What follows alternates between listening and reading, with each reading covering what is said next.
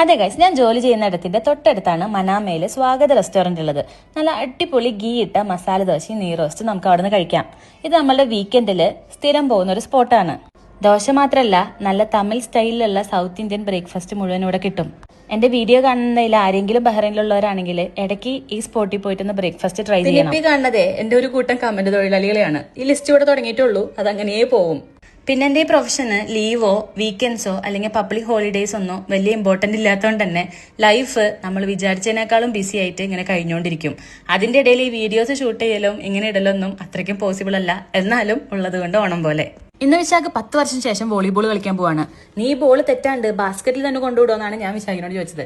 അത് പിന്നെ എന്നെ മാത്രം പറഞ്ഞിട്ട് കാര്യമില്ല, നമുക്ക് ഈ കലാവാസന മാത്രമേ ഉള്ളൂ. ഞാനും ഭൂമിയും വിശാഖിന്റെ കൂടെ പോകുന്നതിന്റെ മെയിൻ ഉദ്ദേശം കളി കാണൽ മാത്രമല്ല, ഭൂമിന്റെ ക്യൂട്ട് ഫ്രണ്ട് ആയിട്ടുള്ള ഓസിലിനെയും എന്റെ ഫ്രണ്ട് ആയിട്ടുള്ള ചിന്നുനെയും കണ്ടിട്ട് കുറച്ച് ടൈം അവരുടെ കൂടെ സ്പെൻഡ് ചെയ്യാനാണ്. അങ്ങനെ ഇന്നത്തെ കളികളൊക്കെ കഴിഞ്ഞ് നമ്മൾ മെല്ലെ വീട്ടിലേക്ക് മടങ്ങട്ടെ. അപ്പോൾ ഓക്കെ, താങ്ക് യു, ബൈ.